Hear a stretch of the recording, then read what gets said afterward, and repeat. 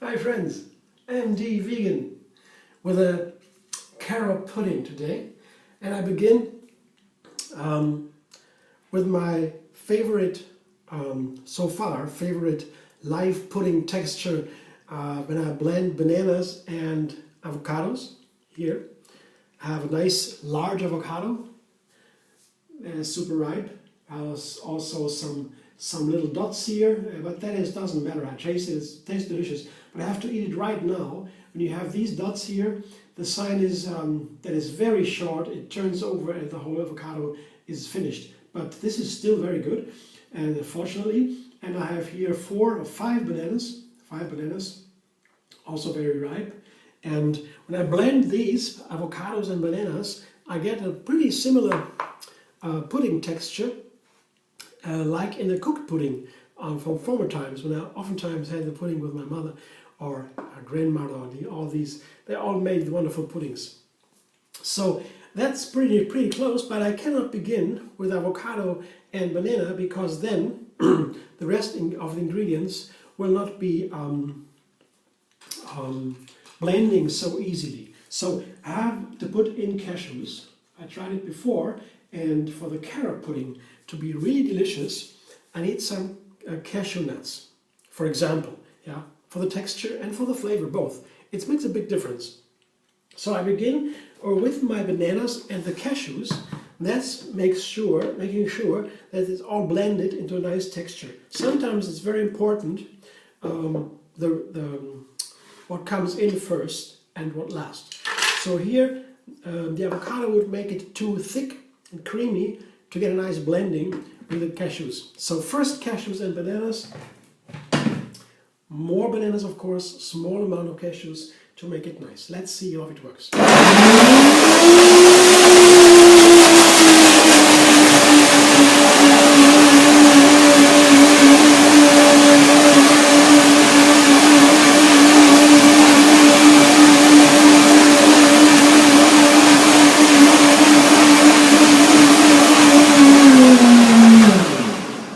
That is always a very nice blending. Bananas and cashews nuts or other nuts or seeds always turns into a very silky, very nice texture. Cream, you see? This is a cream. Not yet a pudding. That would be too runny for a pudding. But the texture is very nice, especially for smoothies or so. I like that, and other things. Yeah. Now, the good time for the avocado. That goes in now, the avocado. It's a large avocado. You don't need that much for it. And the carob, I have 2 heaping tablespoons. You could also have 3 tablespoons or maybe 4. That depends on how much you like it. I think a small amount would go a long way with carob. Carob is super healthy. It is from the carob tree. And usually they have these long beans. They're hanging on the tree and they're falling down, and they sell them dried. And you can take them as a snack right away, but the kernels, they are hard as stone. You cannot eat them, no chance. But they ground the beans, and then you have this wonderful carob, and it's super healthy. It's high in magnesium, many minerals, and high in fiber, and it's sugary. It is sweet, but a grape-like sweetness, so different from cacao. It looks similar, it tastes a little bit like cacao, but it's had no bitterness at all. It's very light and fresh and clean sweetness, a little bit like grapes.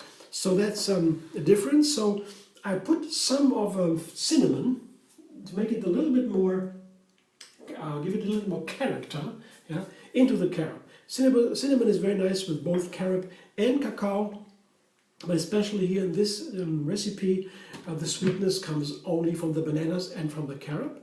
A little bit of cinnamon has a little bit of more characteristic, I call it flavor, I don't know now, earthy flavor a little bit more. I guess that would be a good idea. Try that now, the blender dance, and then I taste it.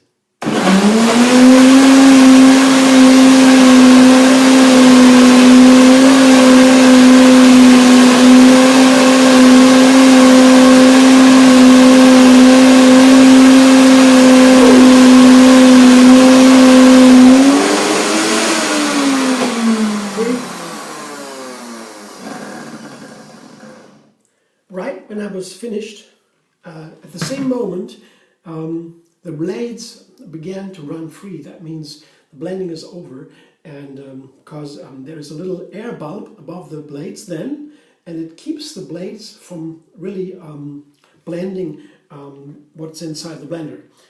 But the texture here is not perfect, you can see. That was before when I put in, see, this is a perfect texture for the pudding here. It's a perfect, when I put in the bananas first, that made it possible. Otherwise, that would have happened earlier, before the texture was ready. So now I taste it. Flavor is, of course, the most important always. Yes, my pudding is ready. I show you. Oh, I don't need to show you. You need to see, this is what it looks like. It's a little bit runny, you see it moves a little bit around as a pudding should, or maybe it's a mousse. I could call it a mousse. It's very delicious and a wonderful texture. I put it in the little bowl to serve it, make it a little bit nice on the surface. But that is, I don't need to show you, and I will do that. And you maybe already seen it on the photo, on the little thumbnail. Thanks for watching.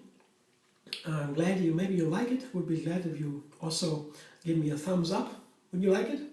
And then you can subscribe, MD Vegan on YouTube, have another recipe every single day, and find me on Instagram, Pinterest, Twitter, and what else? Facebook, of course. Okay, see you soon.